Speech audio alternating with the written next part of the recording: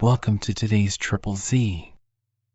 The Triple Z podcast is a daily program that you can use to help you fall asleep each night. Just turn down the volume, lay back, relax, and enjoy as you fall asleep. The Life and Achievements of Don Quixote de la Mancha is a Spanish epic novel by Miguel de Cervantes.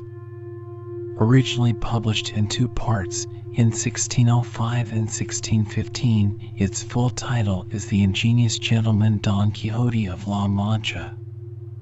A founding work of Western literature, it is often labeled as the first modern novel and one of the greatest works ever written.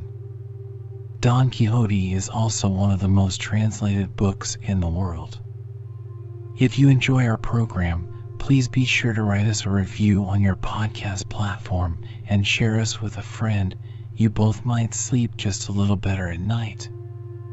Our website is Triple Z, that's 3zs.media.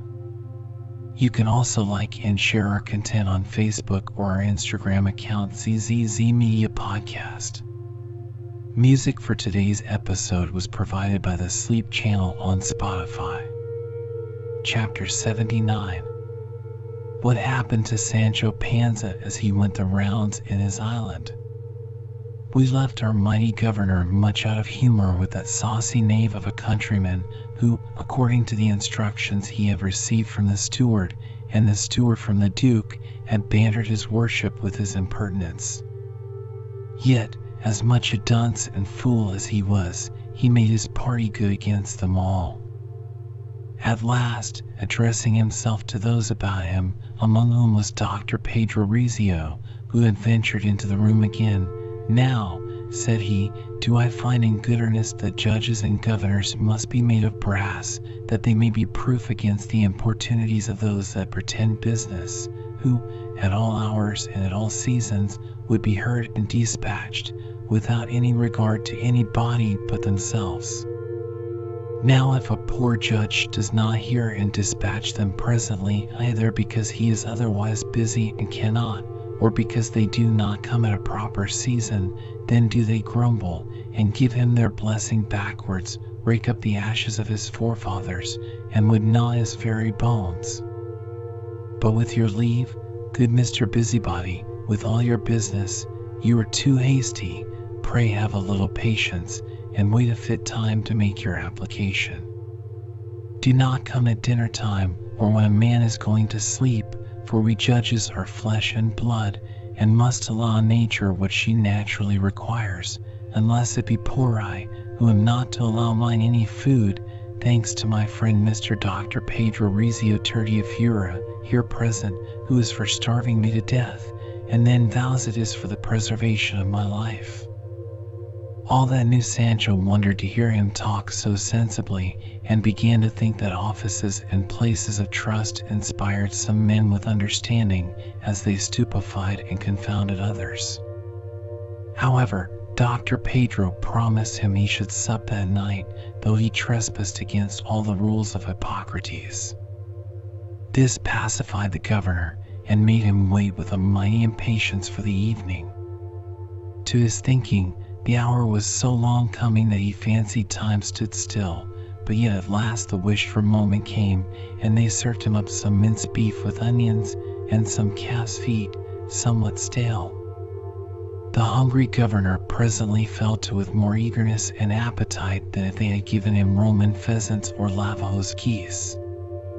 And after he had pretty well taken off the sharp edge of his stomach, turning to the physician, "Look you," quoth he, "Mr. Doctor, hereafter never trouble yourself to give me dainties or tidbits to humor my stomach, that would but take it quite off the hinges, by reason it has been used to nothing but good beef, bacon, pork, goat's flesh, turnips, and onions, and if you ply me with your kickshaws, your nice courtier's fare, it will but make my stomach squeamish and untoward, and I should perfectly loathe them one time or another. However, I shall not take it amiss if Master Sewer will now and then give me one of those olla podridas, and the stronger they are the better, where all sorts of good things are stewed, and, as it were, lost in one another, and I shall remember him and make him amends one of these days. But let nobody put tricks upon travelers and make a fool of me, for either we are or we are not. Let us be merry and wise. When God sends his light, he sends it to all. I will govern this island fair and square, without underhand dealings or taking of bribes. But take notice, I will not bate an inch of my right, and therefore let every one carry an even hand, and mind their hits, or else I would have them to know there are rods and pickle for them. They that urge me too far shall rue for it. Make yourself honey, and the flies will eat you.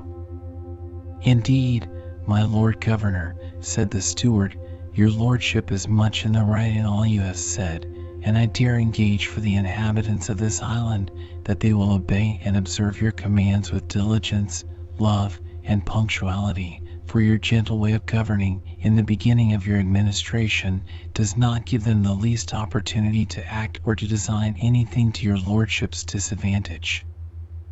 I believe as much, answered Sancho, and they would be silly wretches should they offer to do or think otherwise. Let me tell you too, it is my pleasure you take care of me and my Dapple, that we may both have our food as we ought, which is the most material business. Next let us think of going the rounds, when it is time for me to do so, for I intend to clear this island of all filth and rubbish, of all rogues and vagrants, idle fellows, and sturdy beggars. For I would have you to know, my good friends, that your slothful, lazy, lewd people in a commonwealth are like drones in a beehive, that waste and devour the honey which the laboring bees gather. I design to encourage the husbandman, preserve the privileges of the gentry, reward virtuous persons, and, above all things, reverence religion, and have regard to the honor of religious men. What think you of this, my good friends? Do I talk to the purpose, or do I talk idly? You speak so well, my Lord Governor, answered the steward, that I stand in admiration to hear you utter so many notable things, and in every word a sentence, far from what they who have sent you hither, and they who are here present, ever expected from your understanding. But every day produces some new wonder, jests are turned into earnest, and those who design to laugh at others happen to be laughed at themselves. It being now night, and the governor having supped, he prepared to walk the rounds, and set forward, attended by the steward, the secretary, the gentleman waiter, the historiographer, who was to register his acts, several sergeants, and other limbs of the law, so many in number that they made a little battalion, in the middle of which the great Sancho marched with his rod of justice in his hand in a notable manner. They had not walked far before they heard the clashing of swords, which made them hasten to the place whence the noise came. Being come thither, they found only 2 men fighting, who gave over on perceiving the officers. What, cried one of them at the same time, do they suffer folks to be robbed in the town, in defiance of heaven and the king? Do they let men be stripped in the middle of the street? Hold, honest man, said Sancho, have a little patience, and let me know the occasion of this fray, for I am the governor. My lord, said the other party, I will tell you in a few words. Your lordship must know that this gentleman, just now, had a gaming ordinary over the way, one above 1,000 reals. I stood by all the while, and gave judgment for him in more than one doubtful cast, though I could not well tell how to do it in conscience. He carried off his winnings, and when I expected he would have given me a crown gratuity, up he got, and went away without giving me anything. I ran after him, not very well pleased with his proceeding, yet very civilly desired him to consider I was his friend, that he knew me to be a gentleman, though fallen to decay, that had nothing to live upon, my friends having brought me up to no employment, and therefore I entreated him to be so kind as to give me 8 reals, but the stingy soul would give me but 4 sneaking reals. And now, my lord, you may see how little shame and conscience there is in him. But had not your lordship come just in the nick, I would have made him disgorge his winnings, and taught him the difference between a rook and a jackdaw." "What say you to this?" cried Sancho to the other. The other made answer that he could not deny what his antagonist had said, that he would give him but 4 reals, because he had given him money several times before, and they who expect benevolence should be mannerly, and be thankful for what is given them, without haggling with those that have won, unless they know them to be common cheats, and the money not won fairly, and that to shew he was a fair gamester, and no sharper. As the other said, there needed no better proof than his refusal to give him anything, since the sharpers are always in fee with these bullyrocks, who know them and wink at their cheats. "That is true," said the steward. "Now what would your lordship have us to do with these men?" "I will tell you," said Sancho. "First, you that are the winner, whether by fair play or by foul, give your bully back here 100 reals immediately, and 30 more for the poor prisoners. And you that have nothing to live on, and were brought up to no employment, and go sharping up and down from place to place, pray take your 100 reals, and be sure by tomorrow to go out of this island, and not to set foot in it again these 10 years and a day, unless you have a mind to make an end of your banishment in another world. For if I find you here, I will make you swing on a gibbet with the help of the hangman. Away, and let no body offer to reply, or I will lay him by the heels." Thereupon the one dispersed, and the other received. The first went home, and the last went out of the island. And then the governor, going on, "Either I shall want of my will," said he, "or I will put down these disorderly gaming houses, for I have a fancy they are highly prejudicial." One of the officers now came holding a youth, and having brought him before the governor, "If it please your worship," said he, "this young man was coming towards us, but as soon as he perceived it was the rounds, he sheered off, and set a running as fast as his legs would carry him, a sign he is no better than he should be." "What made you run away, friend?" said Sancho. "Sir," answered the young man, "it was only to avoid the questions one is commonly teased with by the watch." "What business do you follow?" asked Sancho. "I am a weaver by trade," answered the other. "A weaver of what?" asked the governor. "Of steel heads for lances, with your worship's good leave," said the other. "Oh, oh," cried Sancho, "you are white I find, and pretend to pass your jests upon us. Very well. And pray whither are you going at this time of night?" "To take the air, if it like your worship," answered the other. "Good," said Sancho, "and where do they take the air in this island?" "Where it blows," said the youth. "A very proper answer," cried Sancho.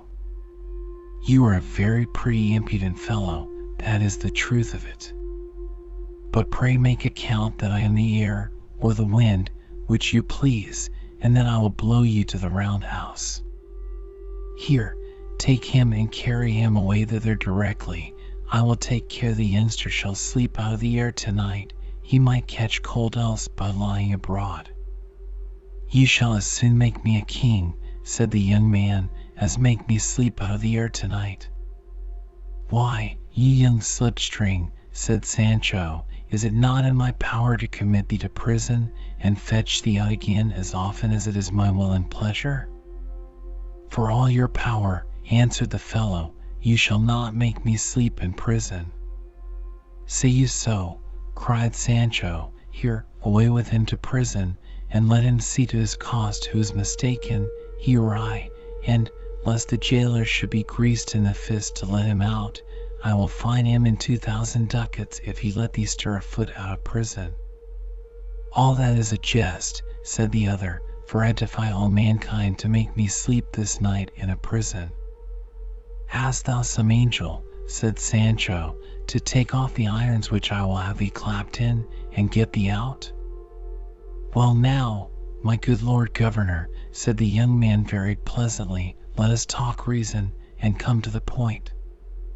Suppose your lordship should send me to jail, and get me laid by the heels in the dungeon, shackled and manacled, and lay a heavy penalty on the jailer in case he let me out, and suppose your orders be strictly obeyed, yet for all that, if I have no mind to sleep, but will keep awake all night, without so much as shutting my eyes, pray can you, with all the power you have, make me sleep whether I will or no?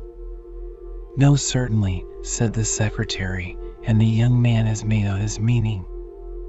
Well, said Sancho, but I hope you mean to keep yourself awake, and only forbear sleeping to please your own fancy, and not to thwart my will? I mean nothing else indeed, my lord, said the lad.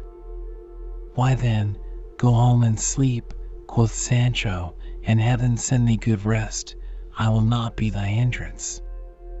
But have a care another time of sporting with justice, for you may meet with some in office that may chance to break your head while you are breaking your jest.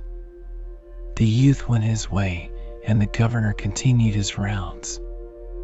A while after came two of the officers, bringing a person along with them.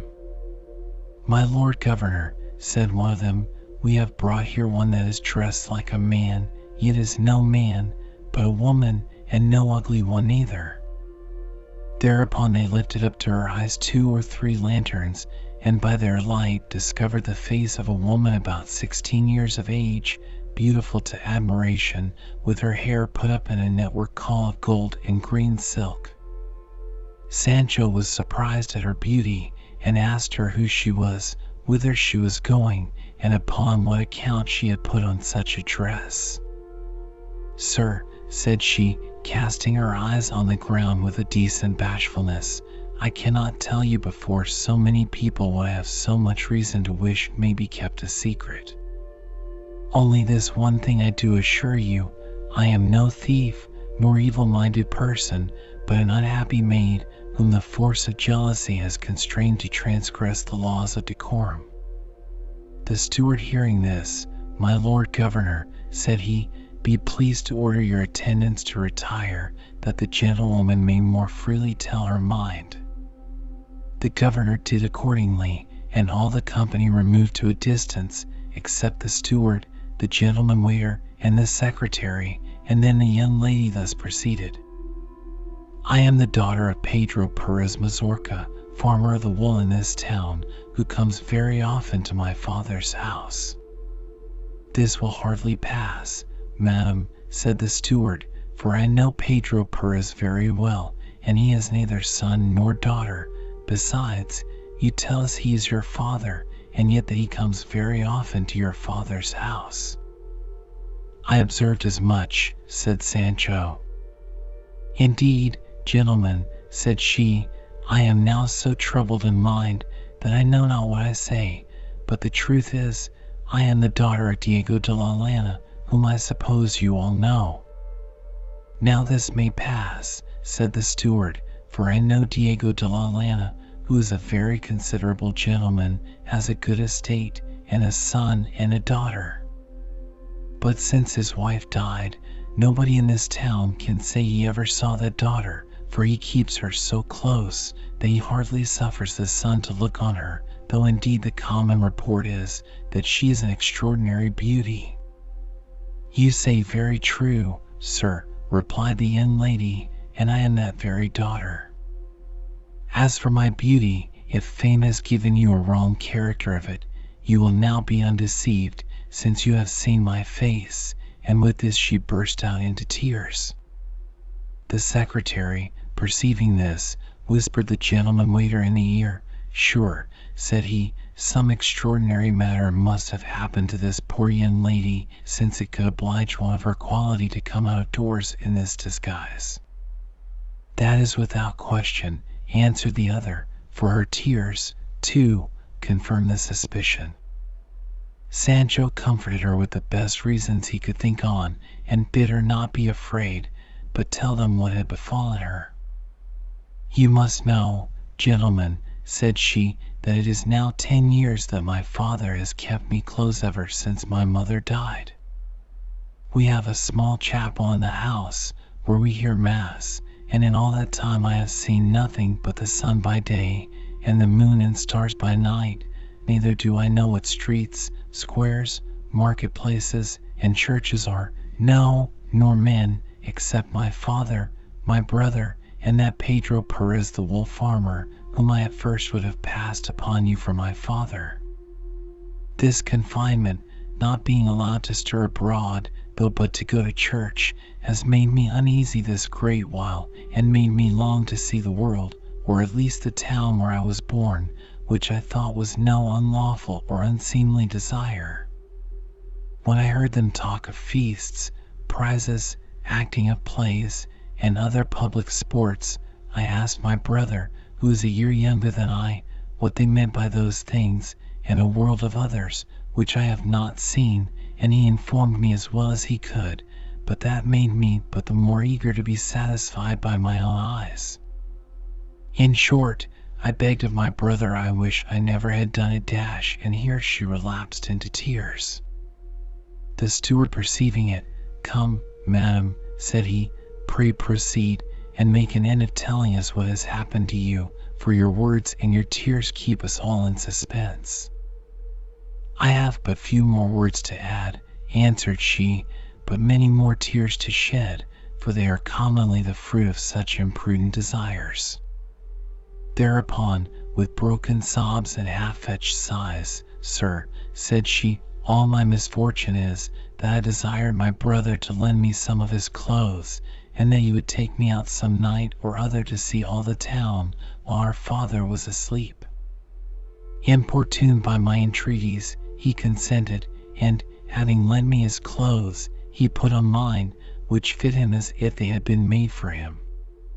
So this very night, about an hour ago, we got out, and being guided by my father's footboy and our own unruly desires, we took a ramble over the whole town, and as we were going home, we perceived a great number of people coming our way, whereupon said my brother, "Sister, this is certainly the watch. Follow me, and let us not only run, but fly as fast as we can, for if we should be known, it will be the worse for us." With that, he fell a running as fast as if he had wings to his feet.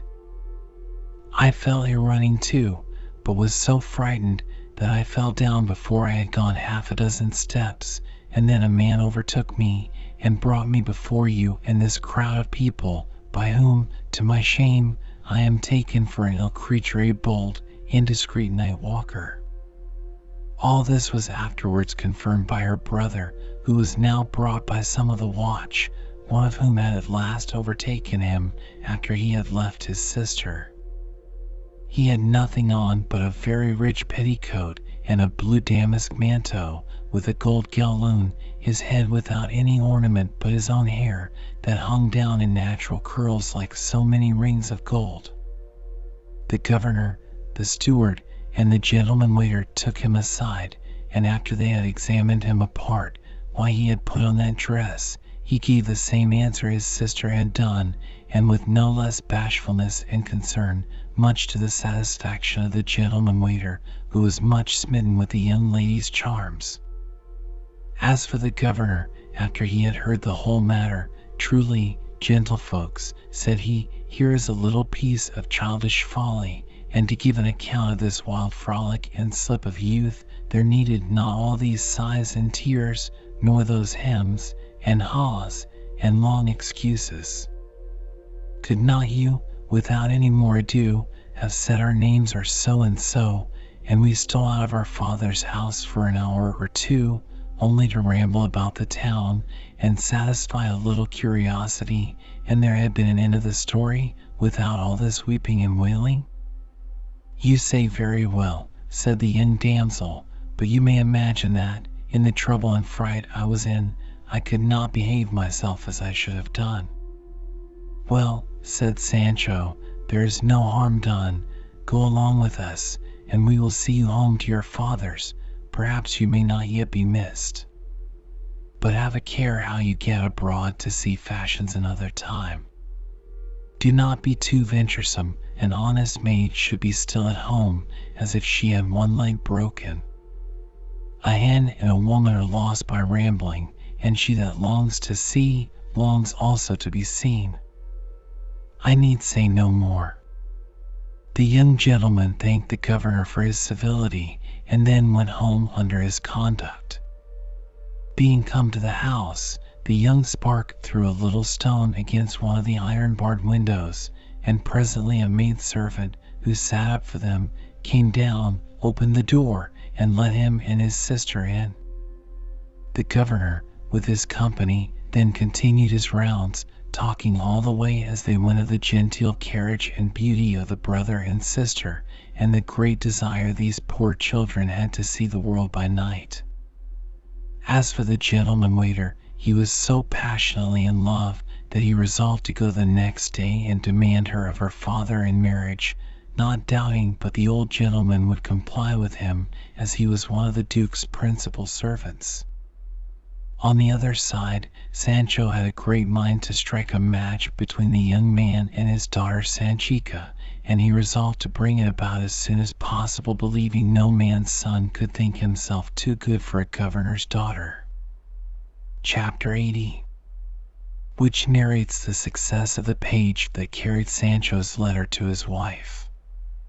The Duchess, having a great desire to continue the merriment which Don Quixote's extravagances afforded them, the page that acted the part of Dulcinea in the wood was dispatched away to Teresa Panza with a letter from her husband, for Sancho, having his head full of his government, had quite forgotten to do it, and at the same time the Duchess sent another from herself, with a large costly string of coral as a present. Now the page was a sharp and ingenious lad, and being very desirous to please his lord and lady, made the best of his way to Sancho's village. When he came near the place, he saw a company of females washing at a brook, and asked them whether they could inform him if there lived not in that town a woman whose name was Teresa Panza, wife to one Sancho Panza, squire to a knight called Don Quixote de la Mancha. He had no sooner asked the question than a young girl that was washing among the rest stood up. Teresa Panza is my mother, quoth she, that Gaffer Sancho is my own father, and that same knight our master. Well, then, damsel, said the page, pray go along with me, and bring me to your mother, for I have a letter and a token here for her from your father. That I will, with all my heart, sir, said the girl, who seemed to be about 14 years of age, and with that, leaving the clothes she was washing to one of her companions, without staying to dress her head or put on her shoes, away she sprung before the page's horse, bare-legged, and with her hair about her ears. Come along, if it please you, quoth she, our house is hard by, it is but just as you come into the town, and my mother is at home, but brimful of sorrow, poor soul, for she has not heard from my father, I do not know how long. Well, said the page, I bring her tidings that will cheer her heart, I warn her. At last, what with leaping, running, and jumping, the girl being come to the house, Mother, mother, cried she, as loud as she could, before she went in, come out, mother, come out, here is a gentleman has brought letters from my father. At that summons, out came the mother, spinning a lock of coarse flax, with a russet petticoat about her, a waistcoat of the same, and her smock hanging loose about it. Take her otherwise, she was none of the oldest, but looked somewhat turned of 40 strong built, sinewy, hale, vigorous, and in good case. What is the matter, girl, quoth she, seeing her daughter with the page, what gentleman is that? A servant of your ladyship's, my lady Teresa Panza, answered the page, and at the same time alighting, and throwing himself at her feet, my noble lady Donna Teresa, said he, permit me the honor to kiss your ladyship's hand, as you are the wife of my lord Don Sancho Panza, governor of the island of Barataria. Alackaday, quoth Teresa, what do you do? I am none of your court dames, but a poor, silly, country body, a ploughman's daughter, the wife, indeed, of a squire errant, but no governor. Your ladyship, replied the page, is the most worthy wife of a thrice worthy governor, and for proof of what I say, be pleased to receive this letter and this present. With that, he took out of his pocket a string of coral beads set in gold, and putting it about her neck, this letter, said he, is from his honor the governor, and another that I have for you, together with these beads, are from her grace the Lady Duchess, who sends me now to your ladyship. Teresa stood amazed, and her daughter was transported. Now, quoth the young baggage, if our master, Don Quixote, be not at the bottom of this, he has given my father that same government or earldom he has promised him so many times. You say right, answered the page, it is for the Lord Don Quixote's sake that the Lord Sancho is now governor of the island of Barataria. Good sir, quoth Teresa, read it me, if it like your worship, for though I can spin, I cannot read a jot. Nor I neither, cried Sanchica, but do but stay a little, and I will go fetch one that shall, either the bachelor Samson Carrasco, or our parson himself, who will come with all their hearts to hear the news of my father. You may spare yourself the trouble, said the page, for though I cannot spin, yet I can read, and I will read it to you. With that he read the letter, which is now omitted, because it has been inserted before. That done, he pulled out another from the Duchess, which runs as follows. Friend Teresa, your husband Sancho's good parts, his wit and honesty, obliged me to desire the Duke, my husband, to bestow on him the government of one of his islands. I am informed he is as sharp as a hawk in his office, for which I am very glad, as well as my Lord Duke, and return heaven many thanks that I have not been deceived in making choice of him for that preferment, for you must know, Señora Teresa, it is a difficult thing to meet with a good governor in this world. I have sent you, my dear friend, a string of coral beads set in gold. I could wish they were oriental pearls for your sake, but a small token may not hinder a great one. The time will come when we shall be better acquainted, and when we have conversed together, who knows what may come to pass. I understand you have fine large acorns in your town. Pray send me a dozen or two of them. I shall set a greater value upon them as coming from your hands. And pray let me have a good long letter, to let me know how you do, and if you have occasion for anything, it is but ask and have. Your loving friend, the Duchess. From this castle. Ah, quoth Teresa, when she had heard the letter, what a good lady is this! Not a bit of pride in her. Let me be buried with such ladies, and not with such proud madams as we have in our town, who, because they are gentlefolks, forsooth, think the wind must not blow on them, but come flaunting to church as stately as if they were queens. It seems they think it scorn to look upon a poor countrywoman. But, why you?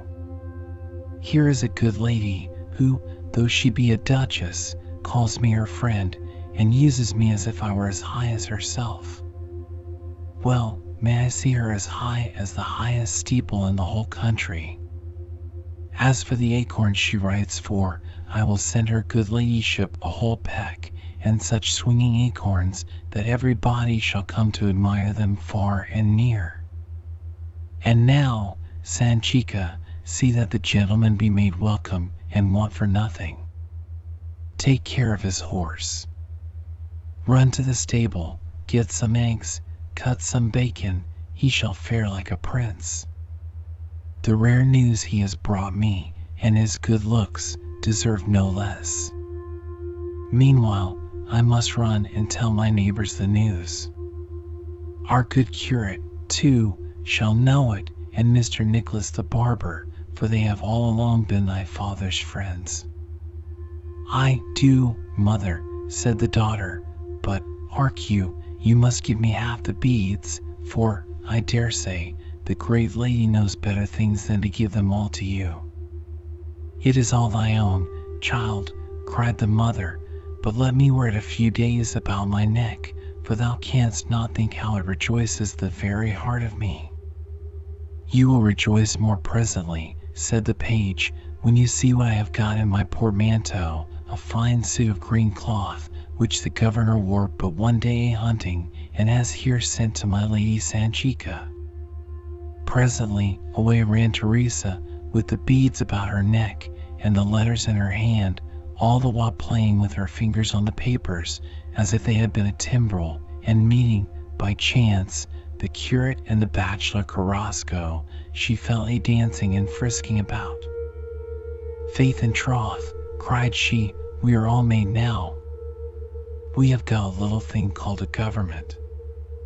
And now let the proudest of them all toss up her nose at me, and I will give her as good as she brings. I will make her know her distance." "How now, Teresa," said the curate, "what mad fit is this? What papers are these in your hand?" "No mad fit at all," answered Teresa, "but these are letters from duchesses and governors, and these beads about my neck are right coral, the Ave Marias I mean, and the paternosters are of beaten gold, and I am a governor's lady, I assure you." "Verily," said the curate, "there is no understanding you, Teresa. We do not know what you mean." "There is what will clear the riddle," quoth Teresa, and with that she gave them the letters. Thereupon, the curate having read them aloud, that Samson Carrasco might also be informed, they both stood and looked on one another, and were more at a loss than before. The bachelor asked her who brought the letter. Teresa told them it was a sweet, handsome young man, as fine as anything, and that he had brought her another present worth twice as much. The curate took the string of beads from her neck, and finding that it was a thing of value, he could not conceive the meaning of all this. "I cannot tell," cried he, "what to think of this business. I am convinced these beads are right coral and gold, but again, here is a duchess sends to beg a dozen or two of acorns." "Crack that nut if you can," said Samson Carrasco. "But come, let us go to see the messenger, and probably he will clear our doubts." Thereupon, going with Teresa, they found the page sifting a little corn for his horse, and Sanchica cutting a rasher of bacon to be fried with eggs for his dinner. They both liked the page's mien and his garb, and after the usual compliments, Samson desired him to tell them some news of Don Quixote and Sancho Panza, for though they had read a letter from the latter to his wife, and another from the duchess, they were no better than riddles to them, nor could they imagine how Sancho should come by a government, especially of an island, while knowing that all the islands in the Mediterranean, or the greatest part of them, were the king's. "Gentlemen," answered the page, "it is a certain truth that Signor Sancho Panza is a governor, but whether it be of an island or not, I do not pretend to determine, but this I can assure you, that he commands in a town that has above 1,000 inhabitants. And as for my lady duchess's sending to a countrywoman for a few acorns, that is no such wonder, for she is so free from pride, that I have known her send to borrow a comb of one of her neighbors. You must know, our ladies of Aragon, though they are as noble as those of Castile, do not stand so much upon formalities and punctilios, neither do they take so much state upon them, but treat people with more familiarity." The curate and the bachelor plainly perceived that the page spoke jestingly, but yet the costly string of beads, and the hunting suit, which by this time Teresa had let them see, confounded them again. "Then, sir, you assure us still," said Carrasco, "that Sancho is really a governor, and that a duchess sends these presents and letters upon his account, for though we see the things, and read the letters, we can scarce prevail with ourselves to believe it, but are apt to run into our friend Don Quixote's opinion, and look on all this as the effect of some enchantment." so that I could find in my heart to feel and try whether you are merely a visionary messenger or a real creature of flesh and blood.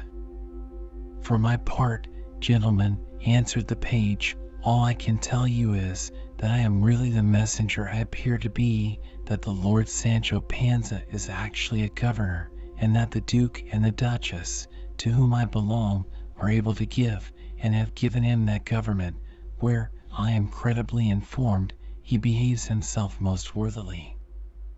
Now if there be any enchantment in the matter, I leave you to examine that, for I know no more of the business. That may be, said the bachelor, but yet dubitat Augustinus. You may doubt if you please, replied the page, but I have told you the truth, which will always prevail over falsehood, and rise uppermost, as oil does above water. But if you will a paribus credere, et non veribus, let one of you go along with me, and you shall see with your eyes what you will not believe by the help of your ears. I will go with all my heart, quoth Sanchica. Take me up behind ye, sir. I have a great mind to see my father. The daughters of governors, said the page, must not travel thus unattended, but in coaches or litters, and with a handsome train of servants. Oh, quoth Sanchica, I can go a journey as well on an ass as in one of your coaches. I am none of your tender squeamish things, not I. Peace, chicken, quoth the mother, thou dost not know what thou sayest. The gentleman is in the right, times are altered. When it was plain Sancho, it was plain Sanchica, but now he is a governor, thou art a lady, I cannot well tell whether I am right or no. My Lady Teresa says more than she is aware of, said the page. But now, continued he, give me a mouthful to eat as soon as you can, for I must go back this afternoon. Be pleased then, sir, said the curate, to go with me, and partake of a slender meal at my house, for my neighbor Teresa is more willing than able to entertain so good a guest. The page excused himself a while, but at last complied, being persuaded it would be much for the better, and the curate, on his side, was glad of his company, to have an opportunity to inform himself at large about Don Quixote and his proceedings.